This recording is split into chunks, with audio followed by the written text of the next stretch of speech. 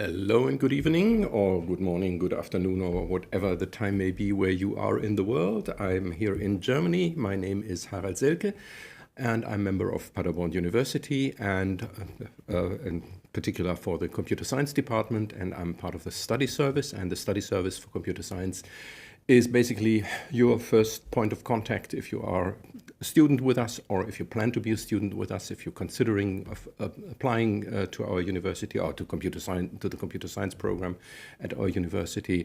So that's usually where you would contact the study service, and I'm one of the members of the study service. I'm not alone. We're a complete team of people, and yeah, we try to answer all of your questions that you might have, and we take care of you during the whole course of your studies, from even before you study with us until the very end, and sometimes we even stay in contact with you after you have completed your studies. So that then very much depends on you, of course, if you wanted to have that, if you still want to be in contact with us. So yeah. We have these monthly live streams here on YouTube, and we've been doing this for a couple of years now, and it's on the third Thursday each month, just like this month, always on Thursdays from 6 p.m. onwards, 6 p.m. local time, that is, which is CEST, Central European Summertime, +2. And so you have to adjust your clocks or watches accordingly, or your alarm clock or whatever, if you want to tune in here. But you'll always see on YouTube, of course, you always see the correct time for your time zone, I guess, wherever you are in the world. So you won't miss us, and you can, of course, hit this notification thingy there in YouTube so that you get notified. But apart from that, as I said, it's usually pretty simple. Third Thursday each month, with a few exceptions. Those exceptions are if in Germany there is a public holiday, which you will probably not be aware of when public holidays are in Germany, unless you are already living here, of course. If I'm on vacation or on a business trip, for example, then of course I can't do it, but usually I'll be here on the third Thursday each month. If that is the case, if I'm not here, or if we have to move the date to a different time slot, then we will of course inform you here, and you will always see on YouTube the next live stream that we have. Once this live stream is finished, the new live stream, will be announced. But that will be the live stream for the bachelor program. So we have two live streams each month. The other one is for the bachelor program. So if you are interested in our bachelor program, which is a program which is taught in German, and that's also the live stream, of course, will then be in German. That's always on the first Thursday each month, or usually on the first Thursday, again, with the exceptions of the first Thursday, like in this month being a public holiday, or some other reason why I can't be here for that live stream. So first Thursday each month for the bachelor program in German, third Thursday each month for the master program in English. And there's two more exceptions, and that is in March and in September we don't have live streams. There we always take a month off, because that's in the middle of our semester break, and yeah, that's usually there's not too much going on there, which we can talk about. So what is the content of this live stream? Basically what you like it to be. So if you are out there and have any questions to us, just ask them in the comment box right next to this video. I always forget if it's on the left or on the right hand side. So just post your questions there, and I'll come back to them. Maybe not immediately, but I will come to them sooner or later. Usually if I'm on a train of thoughts, I will ride that train until the very end, and then I'll come back to your questions. But so far we've always mentioned to answer all of your questions. So what kinds of questions might those be? Of course, the more closely related it is to the computer science program at Paderborn University, the more professional my answers will be, hopefully, at least, because this is what I'm doing here. I'm working at Paderborn University in the computer science department, and I'm one of the people responsible for example, for all the for caring for our students, and also caring for our future students. So if you are interested in, if you're a prospective student, if you're still pondering, should I apply to Paderborn University, then you can ask your questions here. If there's certain things where you have uncertainties about the application process, for example, or if you have already applied and wish to know in which way things progress. Of course, we can't give any personal information here. So if you wish to know, I have applied and what's the result of my review, or when can I expect the result of my review? Well, the latter answer is pretty simple, but because we can only say we're doing our best to do it as fast as we can, but we can't give you any specific timeline because we have so many applications coming in.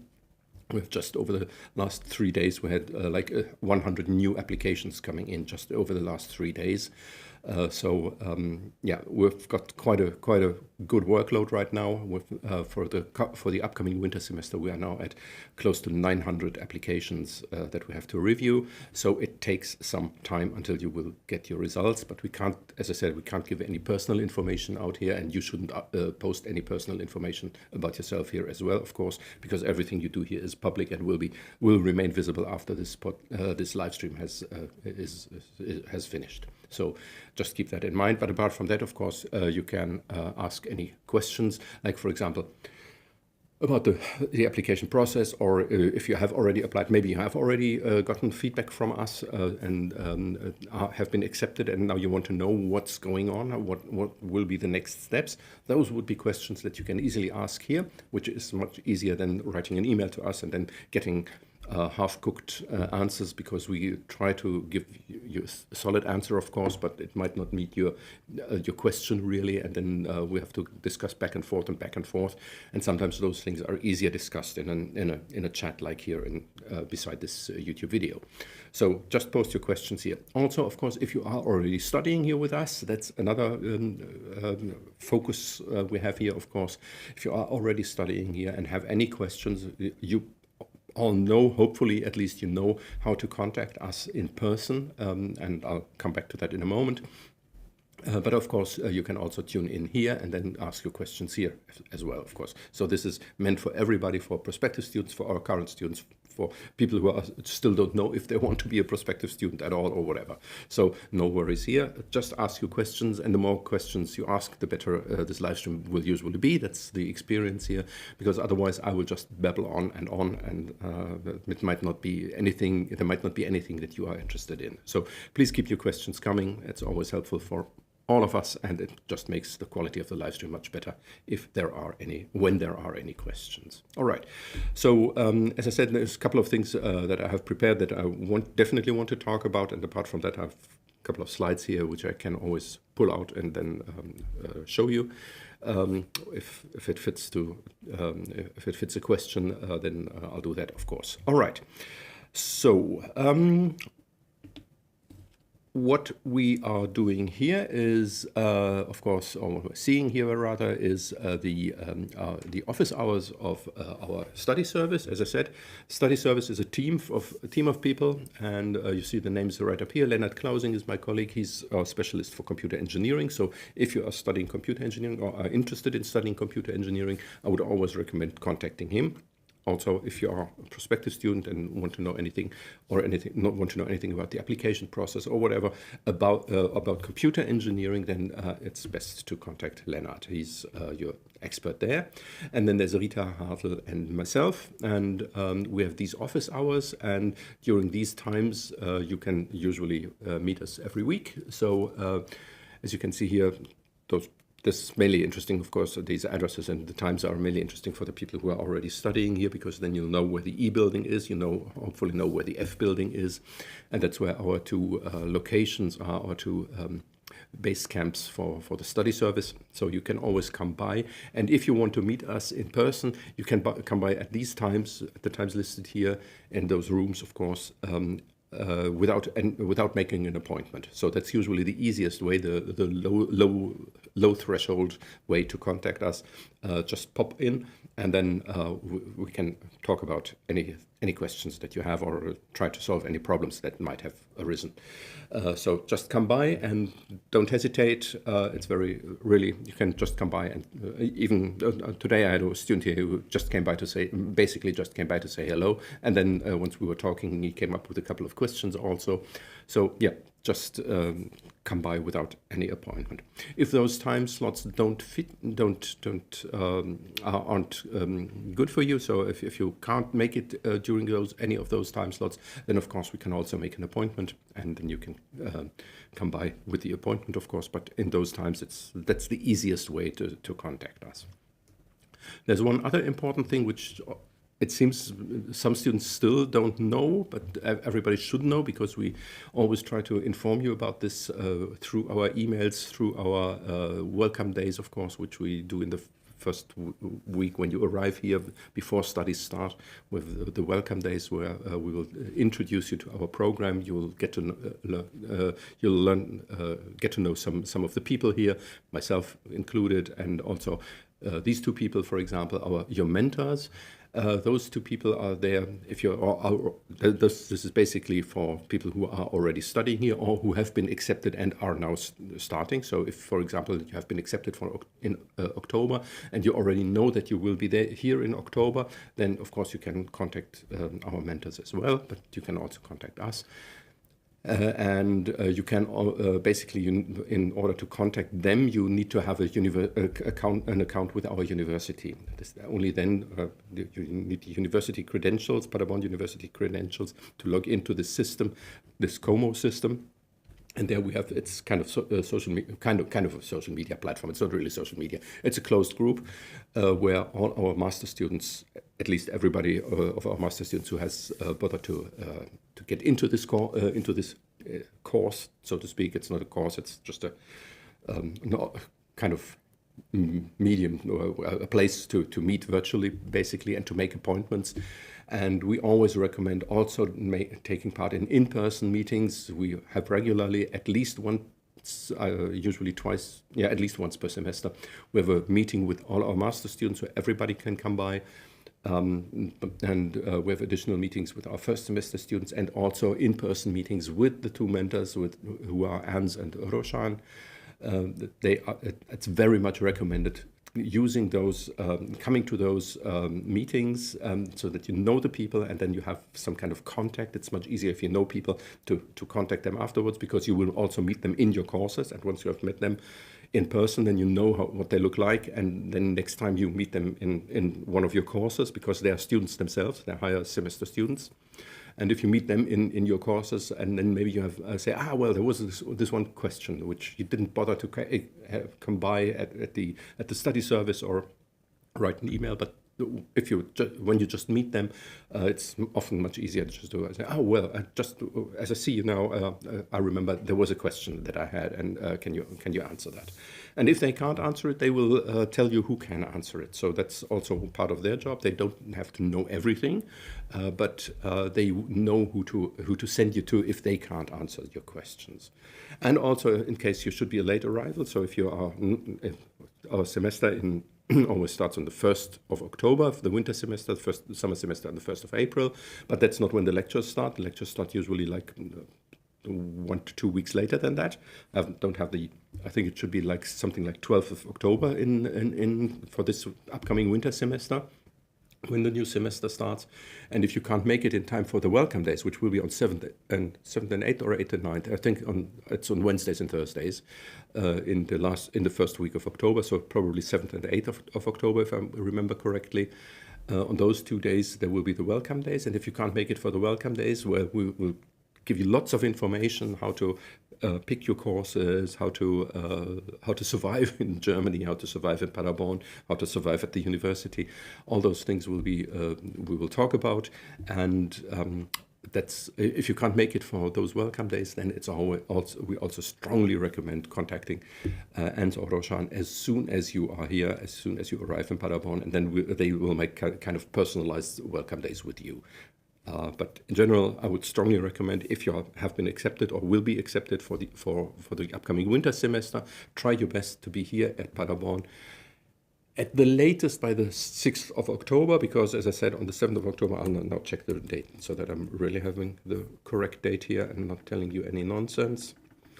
Yes, it's 7th and 8th of October. So you should be here at the latest on the 6th of October, so that you can take part on the 7th and 8th of October in the welcome days. They start early in the mornings, and try to make sure that you are really here early in the mornings, like 9 or 9:30. I don't know, we haven't made up the complete plan yet, but 9 or 9:30 should be the start, and then you should really be there, because we really start with lots of information on those 2 days, and if you are not there, well, then you miss part of it, and that might be a problem later on, because if you miss the beginning, then maybe you can't follow up on the other things that we will be talking about later on during the day. All right.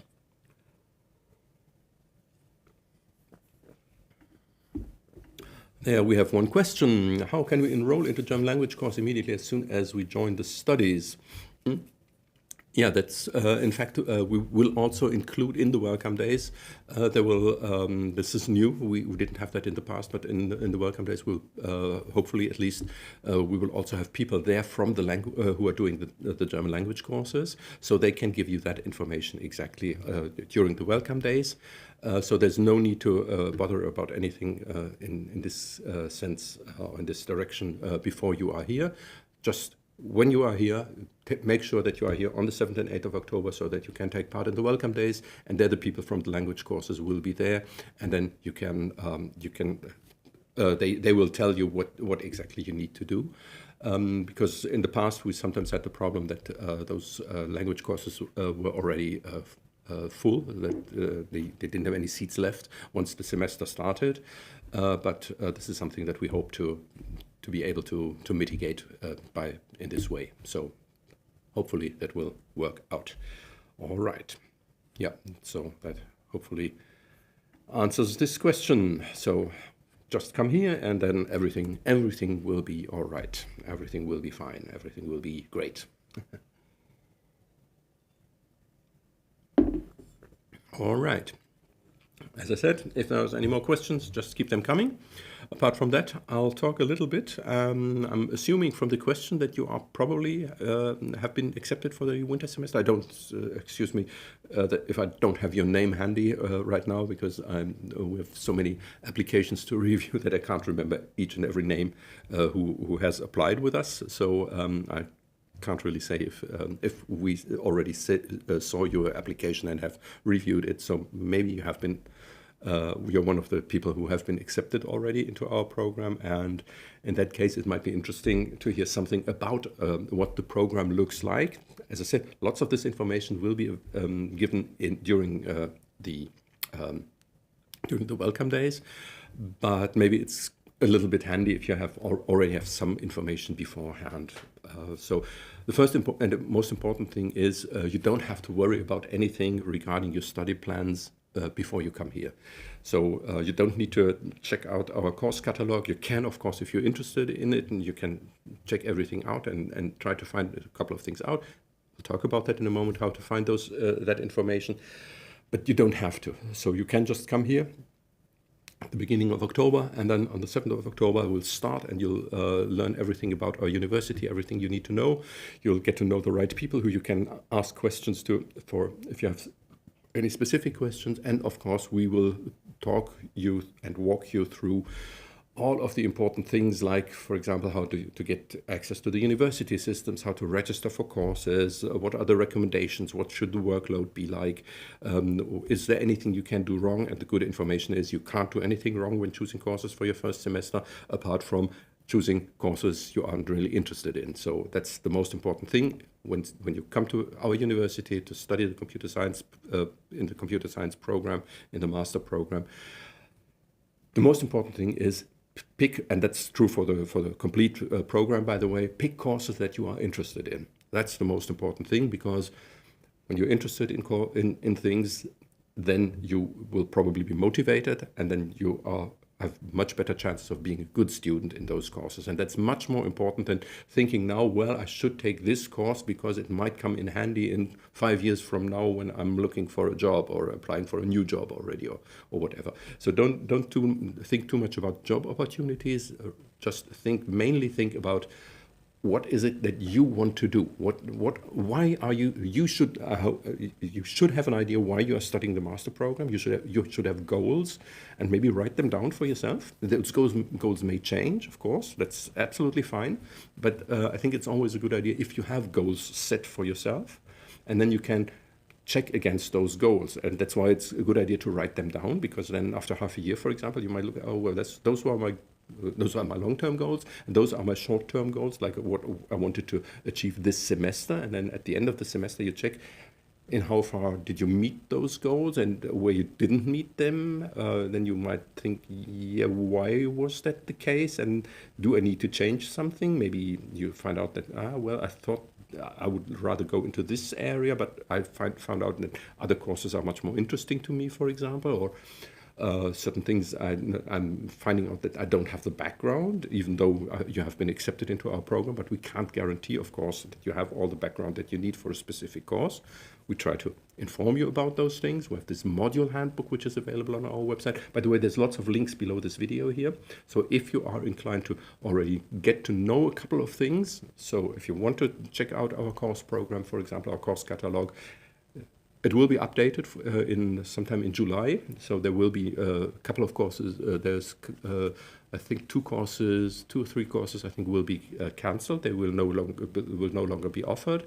But there will be also 2 or 3 new courses in there. So there's always a little bit of movement, which depends on the staff we have, because sometimes people only have contracts that run out at a certain point in time, so they don't have tenure, but they leave us at a certain point in time. Sometimes they want to improve to improve their position, so they go to another university, for example. And also, of course, we are hiring new other people from other universities. So that's a perfectly normal program, just normal thing to do. It's just like in when we just have the soccer World Cup running. So it's just the same there. You have a contract with the team, and then you might want to change the team, for example. And then, of course, we have new opportunities with new courses. Other courses might be dropped then, because usually the courses in our master program are closely related to the research interests and the research areas where our professors work in.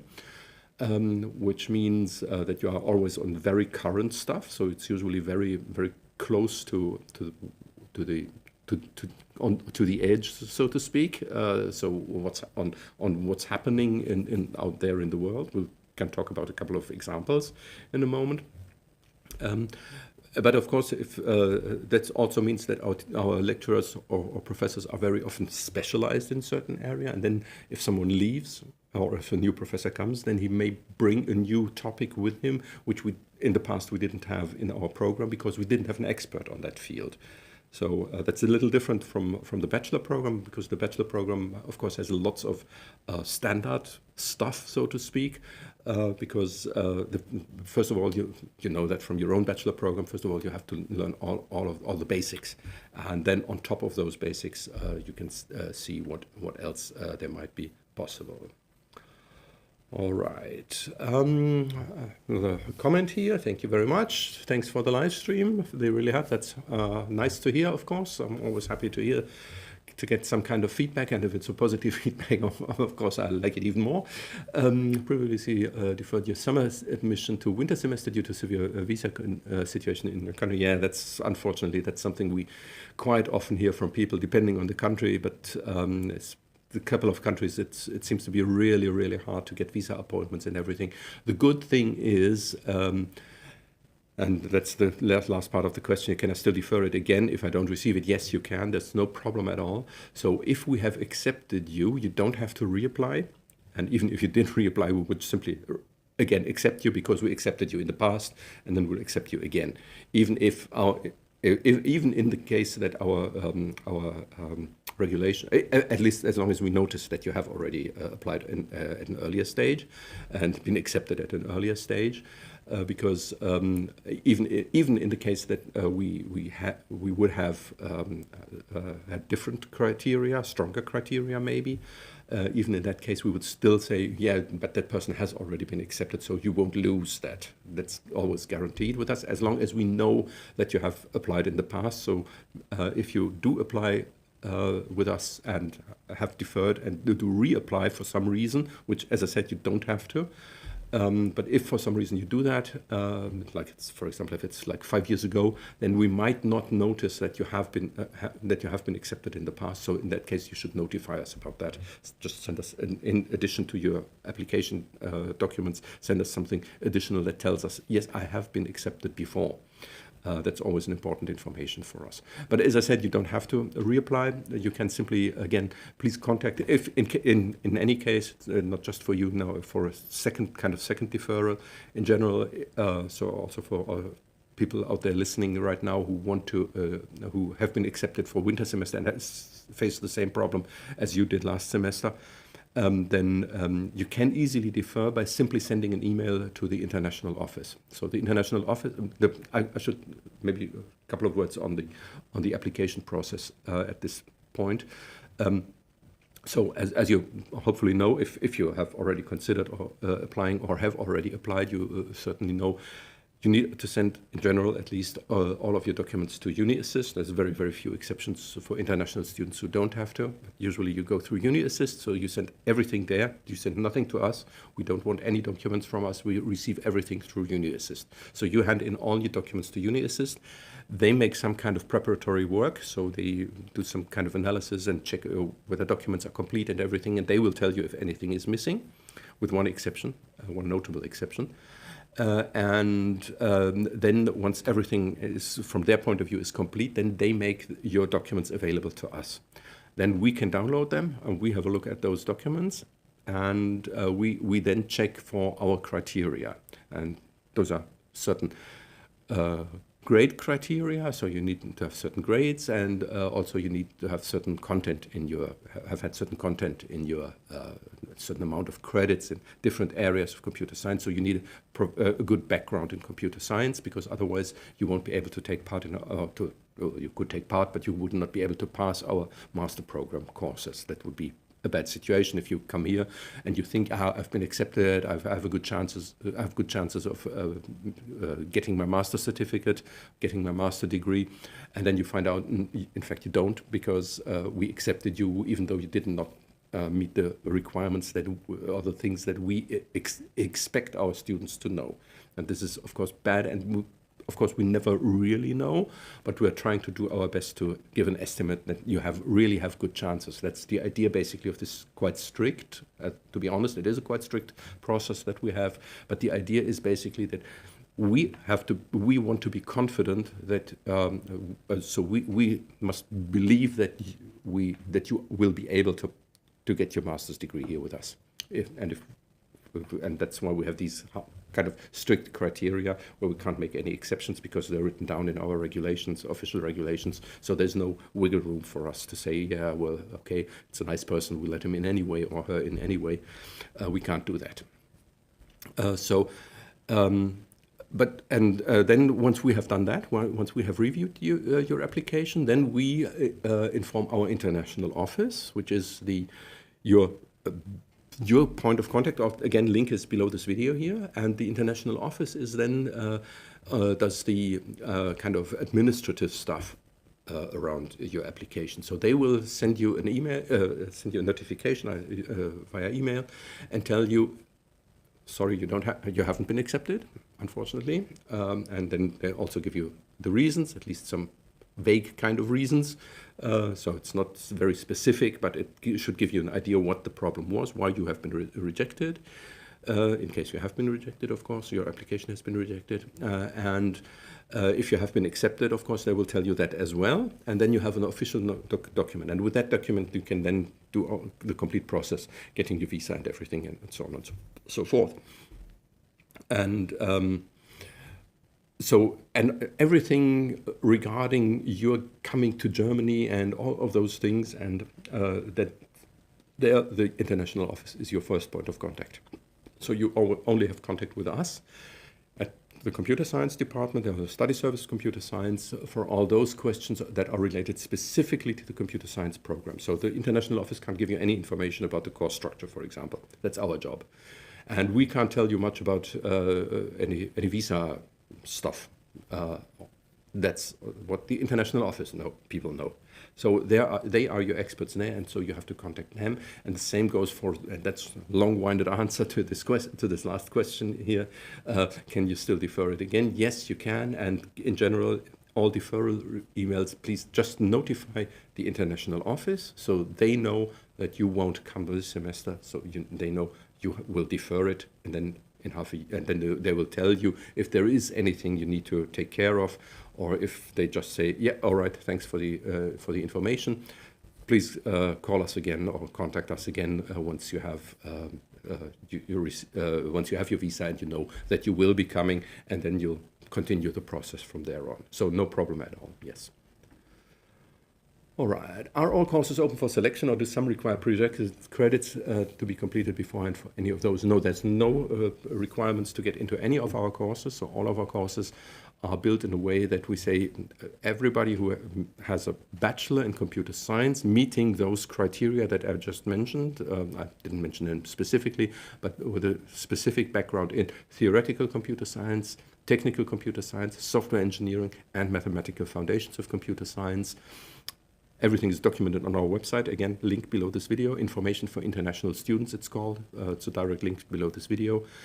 So check that out, and we have spelled out there quite in detail what the exact requirements are. By the way, if you are unsure what theoretical computer science is, check the Wikipedia page on theoretical computer science. They give you a pretty good idea. There's just one or two aspects where we disagree with the Wikipedia page, but apart from that, everything is exactly, it's pretty accurate, I would say. As I said, there's one or two minor aspects where we would say, no, that's, we would not, that's the stuff about VLSI design, I think there's something in there, and we would not count that as theoretical computer science. That's for us technical computer science. Or computer engineering, as you might also call it. All right. So yeah, all of our courses are open for selection. It's not quite true. There's two courses, in fact, that we have that have a number 2 in them. Like we have a course which is called DECA. I should know the name, and normally I do know it, but right now I'm designing code analysis for large-scale software systems. That's the full name of the course, and there we have a designing code analysis for large-scale software systems part 1 and part 2. So, and each of them runs 1 semester, and the part 2, of course, only makes sense if you have taken part 1 beforehand. Technically, you can go into the number 2 course in the first, or as the one, or as the first, or as the only course of those 2. But probably you won't stand any chance passing it unless you have very good knowledge already in a very closely related field to that, which is quite improbable, I think. And there's another course which we currently don't offer. We had that course, and it might return at some point in time. We have a course Machine Learning 1, and currently we don't have Machine Learning 2. We had that in the past, and it might come up again, the Machine Learning 2 course. Right now we only have Machine Learning 1. But if we have a Machine Learning 2 course, then of course for the Machine Learning 2 you would need the knowledge from Machine Learning 1. But it's not a formal prerequisite, because you might already have had good courses on machine learning in your bachelor program. And in that case, we would not require you to take our kind of basic, although it's a master course in Machine Learning 1, because if you think, yeah, I think I'm already good enough in machine learning, because that was my specialization in my bachelor program, for example, and then you can go straight to the Machine Learning 2 course. That would then be possible, if that course exists at some point in time. Again, exists at some point in time. As I said, it currently does not exist. So, yeah. But apart from that, all courses are open for selection.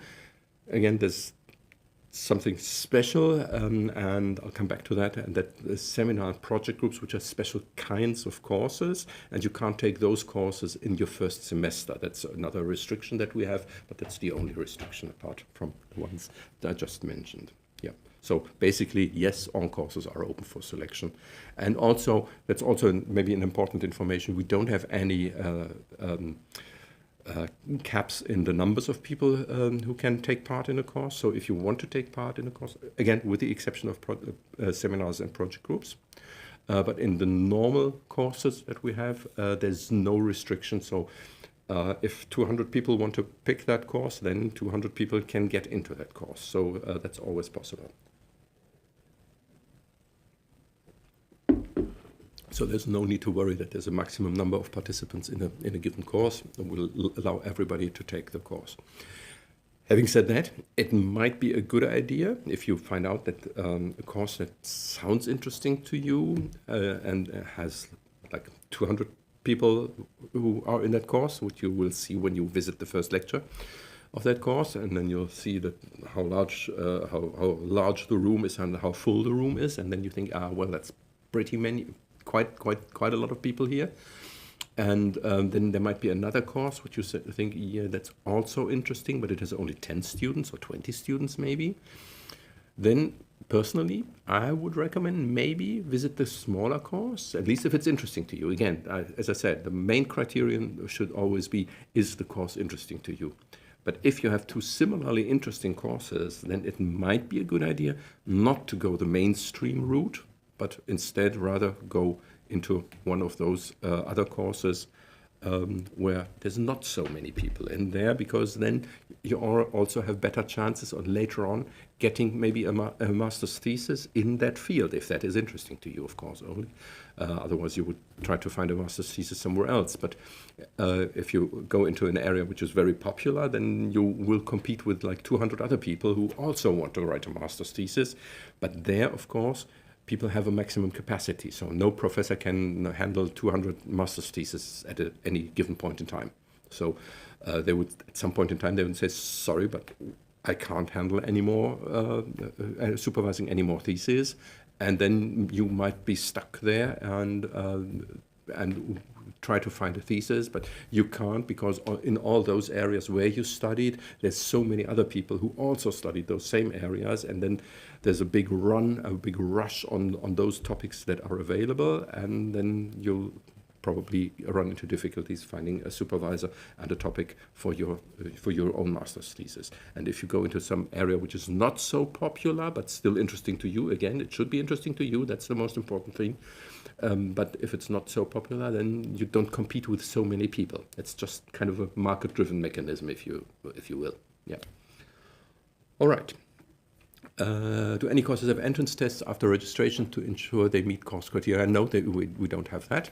There are courses that have self-assessments available. We're trying to persuade our professors to update those, because most of them are pretty old by now, and many courses don't even have them, but there are a couple of courses that still have them.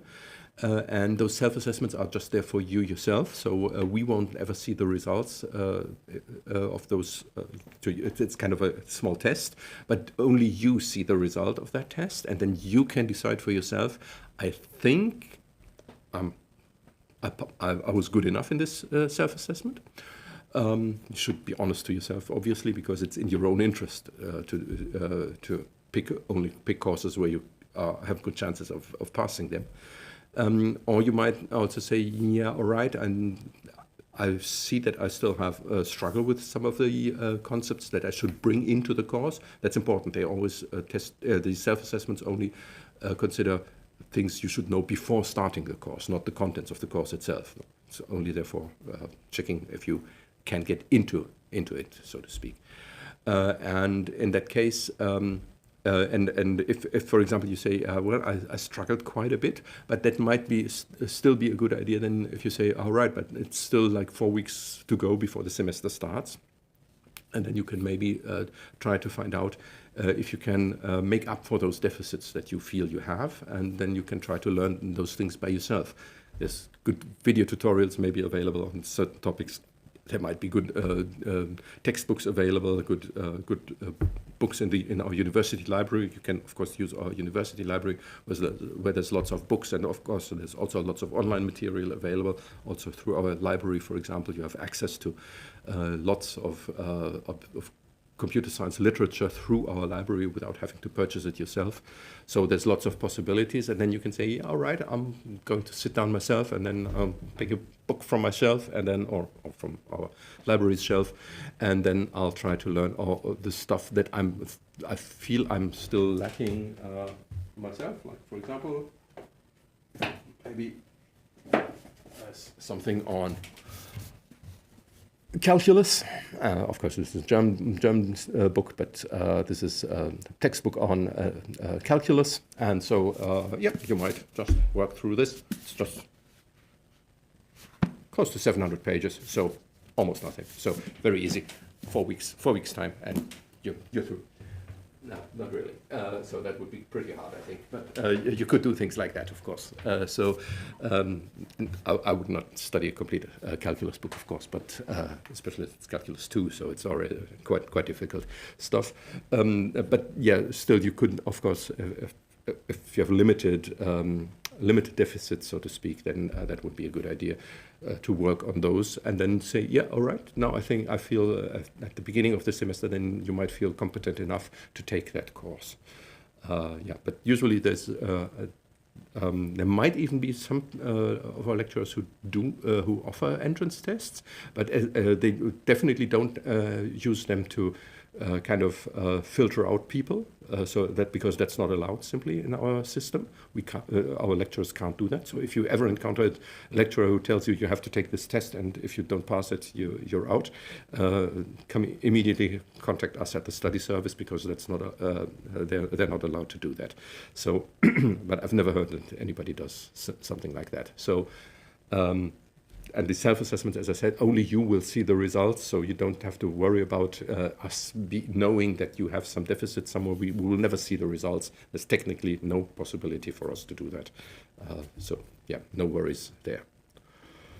All right. Can you guide about Hiwi jobs, the process and right way to approach? Thank you. Difficult question. Hiwi jobs, for those who are not in the know yet, basically means student jobs. In fact, at Paderborn University, we don't use the word Hiwi. We use SHK or WHB, which is studentische Hilfskraft or wissenschaftliche Hilfskraft mit Bachelorabschluss. So scientific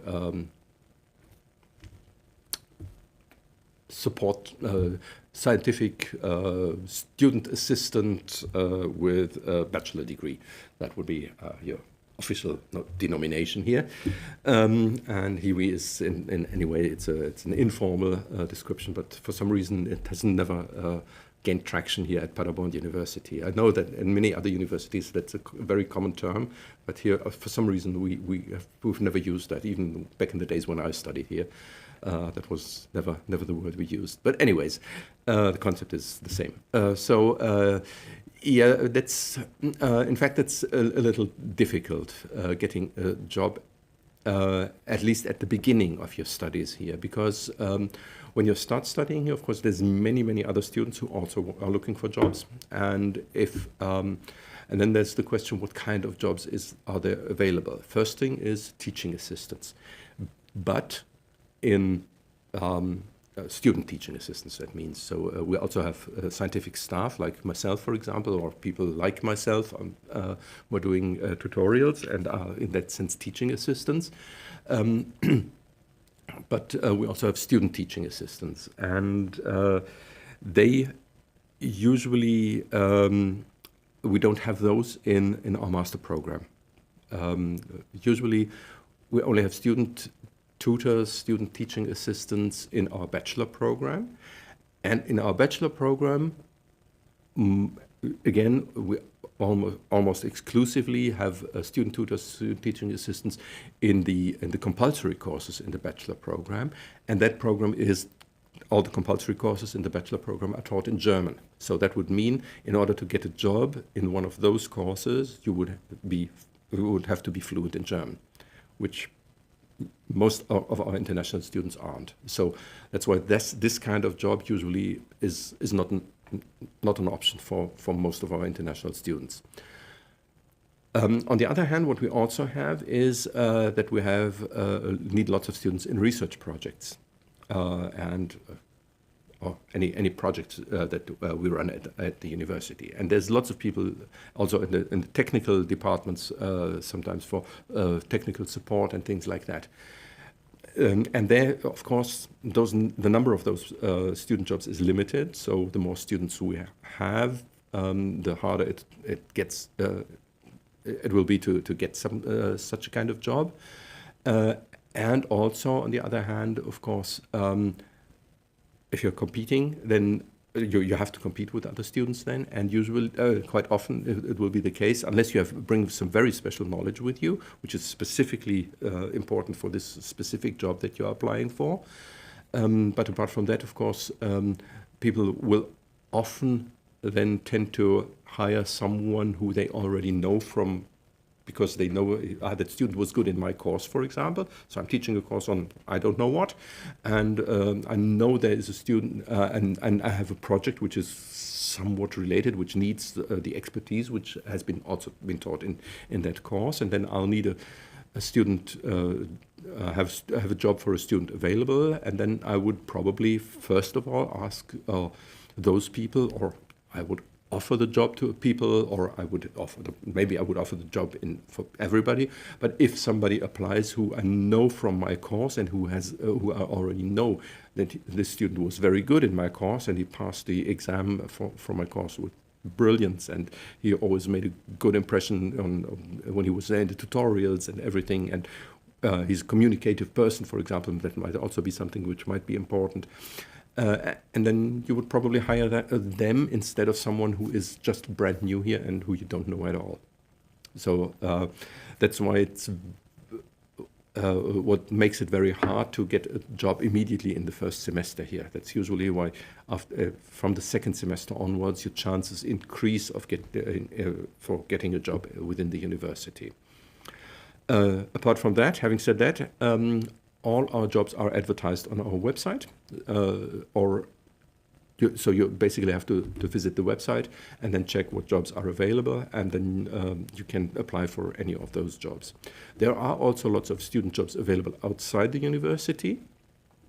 So you would not work within the university, within our department. You can also work in other departments, of course, but there again, many of our projects as well.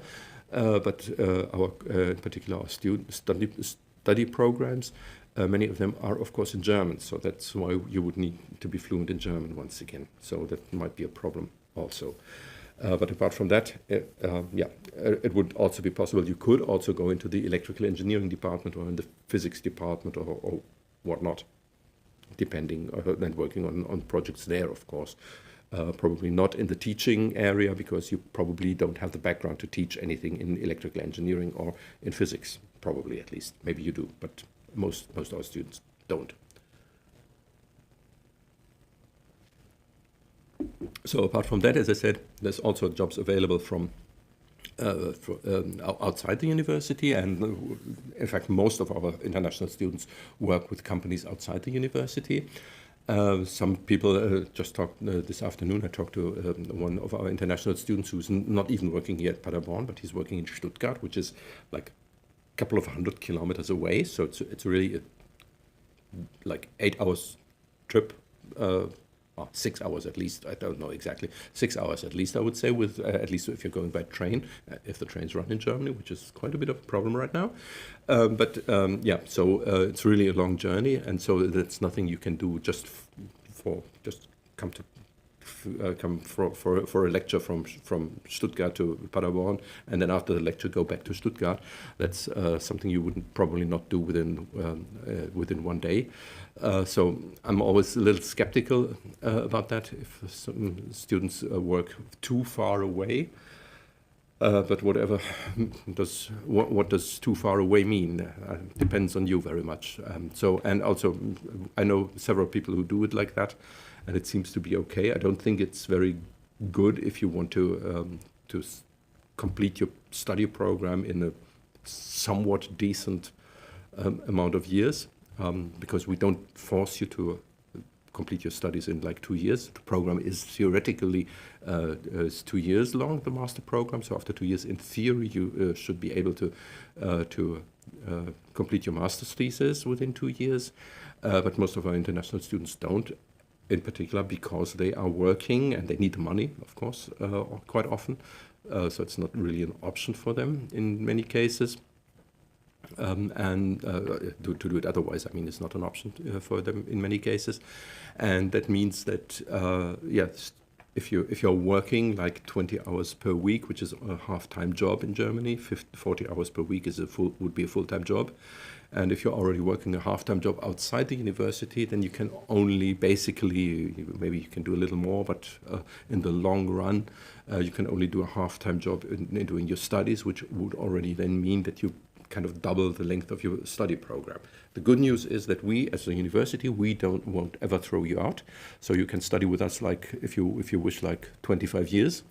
That would be no problem with us. But your visa, your Aufenthaltstitel that you get from our Ausländerbehörde, so the people who issue the certificates with which you can stay in Germany, they will not do that for 25 years, of course. So there will be a point in time where they say, no, we don't extend your visa anymore. But also, that's not after 2 years. That's after like 4, 5, 6 years, if you have not yet completed your program until then. So it depends very much on the way you do your studies, how good you are, of course, how much time you invest in studying. And to be honest, we have the feeling that quite a lot of students kind of have put more time and energy into their jobs to sustain themselves, which to a certain amount, as I said, is understandable. But you are responsible for finding a good balance between your job and your studies, because, of course, it might be good to earn quite a bit of money by working, but then again, you also will be studying much slower the more you work. And that means that you will be studying longer, which in the long run then means that you probably are not really better off by working, because as a student you usually get quite low-paid jobs, and when you have a low-paid job for a very long time, and because you're studying for a very long time, then you had for a very long time just a little bit of money, and if you can complete your studies quite quickly and then have a full-time job which pays much, much better, not just double, but much, much better than a student job, in particular with a job in computer science, where you usually get into some kind of software architect or something like that kind of position, then of course you will earn much more money. And so if you then look at the balance sheet after like 10 years, for example, you will find out that someone who studies quickly and then earns money will probably have much more money accumulated after 10 years, if in contrast to the person who has studied like 10 years, for example, or 8 of those 10 years and only worked 2 years as in a full-time job. So that's also something to keep in mind. But again, as I said, it very much depends on your position, whether you can afford not working too much, and ultimately it's your life, and you have to decide to find your way around your life, which is a hard thing to do, to be honest. I know that, so certainly, yeah. Could you also provide some information about volunteering opportunities for students at the university? Oh, there's plenty of things you can do. One of the things we just have right now, it's just these days, so it started on Tuesday and will run until tomorrow, in fact, is we have the Intercultural Week this week, which is being organized by the ASV, which is the Ausländische Studierendenvertretung, the International Students Organization so it's self-organized by the students, and that's all volunteer jobs. So all the people do that as volunteer jobs. They're not paid for that. And they organize, have a huge, they have everywhere on campus, there's, or not everywhere, but in a certain part of the campus, there's lots of tents there, and people sell food there from their home countries. So there's a Pakistani, an Indian, and Ethiopian, and I don't know what. So from all around the world, whoever wanted to take part does something there to present their culture, to present their country, to present their background, to present who they are or who they belong to. And quite often that's done through food, because that's one of the good things how you can learn about a country, I think. Also through music, of course, through dances. And then tomorrow in the evening there will be a huge party going on in one of the big lecture halls that we have. So the lecture hall will be cleaned from any chairs, and so there will be a large floor there, dance floor and everything. And then there will probably be some. Unfortunately, I will not be there because I have other duties tomorrow. I'm not here in Paderborn at all, but. If I was here, and I have been there for example, and that's other opportunities that we have with the ASV, the Ausländische Studierendenvertretung. They also some time ago, it's already 2 years ago, I think, or maybe last year, there was also something. So they often do something like, for example, an Indian evening or a Pakistani evening, where they have so this intercultural week is really about everybody. And then there's sometimes the groups from certain countries who kind of bond together and then make a nice evening with presenting their own culture to all the other students, to the international ones as well as the German students, and also, of course, us from teaching staff. We also try to be there. As I said, unfortunately, I can't be there tomorrow, but if I was in Paderborn tomorrow, I would definitely go there. To check out what's going on, and to get into more contact with more of those people, because quite a lot of those people are studying computer science here with us. So it would be a good opportunity to meet up with them, and it would just be a nice thing. So that's one thing you can do. But there's lots of other opportunities as well where you can get active at the university, there's really virtually no limits, I would say.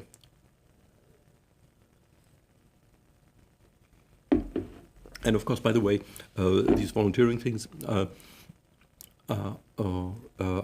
also something which might be interesting if you want to work later on, because, well, on the one hand, of course, it's not the hard stuff, kind of, so to speak. If you write an application to a company, you might say, yeah, well, would they be interested in whether I did this or that? Maybe quite often they are. So this is also something which is these soft skills, as we call them, quite often, because it shows kind of like your drive, that you have energy, that you want to do something, for other people, maybe even without getting a reward in the sense of getting money for it or anything, but that you are a motivated person, and also that you have social skills, for example. Those are all things that are very highly valued by people hiring you, who potentially want to hire you later on. So that's always a good idea also to do things like that. And so it's and of course, it just can be fun. So not everything has to kind of pay off in the end in some way or other. If it's just good fun, and I also know people in the there's one guy. There's a couple of people there, but for one guy from India who's been very active not in the ASV and also in many other activities here at the university. I'm pretty sure he doesn't do that because he's kind of improving his chances for getting a job or getting more money or anything. That's just the way he is. I think he just loves to do things. He just loves to do good things to other people, and that's also absolutely fine. I think he just enjoys these things, and this is, of course, also maybe the best motivation of all. So not to think about what can I gain out of it, but just to do good things for other people, because it's just fun to make other people happy, can make you happy yourself as well. Some people don't believe that maybe, but I do. All right. All right. That's what we're here for. As I said, just keep your questions coming, and I'll try to do my best and answer them. And All right. Okay, so I originally had intended to talk a little bit about the study program, but I think we're already 1 hour going on here, or close to 1 hour already. So I think I won't dive into that. But of course, this is not the last time you will be able to get your make your questions heard. So as I said, we do this every month basically. So again, as I said, not in September, but in July and also in August. And until then, many more people will have gotten the notification that they have been accepted into our program. And everybody who has been accepted will also, I said that the official notification comes from our international office. But all of you who have been accepted will also get an email from us, from the study service, where we will also give you some additional information which we believe is important. And I will also point you to the next live streams, which will be coming up, as I said, on the third Thursday in July and then again in August. As I said, dates will be available. You will see the dates here on YouTube once they are announced, which is always at least a week before the live stream takes place, usually 2 weeks before the live stream takes place. And then just make sure to tune in. And so I'm expecting that then, because I will, in that email that we will send out to everybody who has been accepted, we will also mention the live stream. And in the past, it was usually the case that at that point in time, many people who have been accepted also tune in for the live stream, because we will give lots of because you might have more questions that you want to have answers on before you come to Germany, and then we can talk a little bit. As I said, it's not really critical because, as I said, we will explain everything to you during the welcome days, but that's one of the most important information here, that is try to be here for the welcome days, which, as I said, will be on 7th and 8th of October. So try to be here at the latest on the 6th of October, ideally maybe a couple of days before that, so that you can already get settled into Paderborn and know your way around a little bit at least. And then contact us during the welcome days, or if you come later than that, as I said, make sure that you contact us as soon as possible. And we can then, in the next live streams, we can talk about more questions that might have come up until then, as far as I can answer them, of course, only. But maybe there will be a few more people listening in then, and maybe people will have a couple more questions. In the past, at least, that was often the case, that during those live streams, the closer we get to the new semester, the more people usually tune in, because they might think they have, by that point in time, they know that they have been accepted, and they might have already decided to come to Paderborn. And so that, of course, makes questions much more urgent, much more, and then maybe you start thinking more about what will come up next, and then you might have more questions then. All right. Okay, with that, I think we'll call it a day for today. As I said, this is the live stream of the Study Service Computer Science at Paderborn University. My name is Harald Selke, and lots of links are below this video. So if you need any information and you have missed the last hour here, but only have tuned in for the last few seconds, or watch this after the fact, check out the links below this video. And apart from that, tune in 4 weeks from now. I think it should be 4 weeks from now, maybe. I don't know. On the third Thursday in July, or on the third Thursday in August, and then we'll talk about lots of other things that you might have questions on. So see you then. Until then, stay safe, stay healthy, and if you have any travels planned, then travel safely, and see you soon. Bye-bye.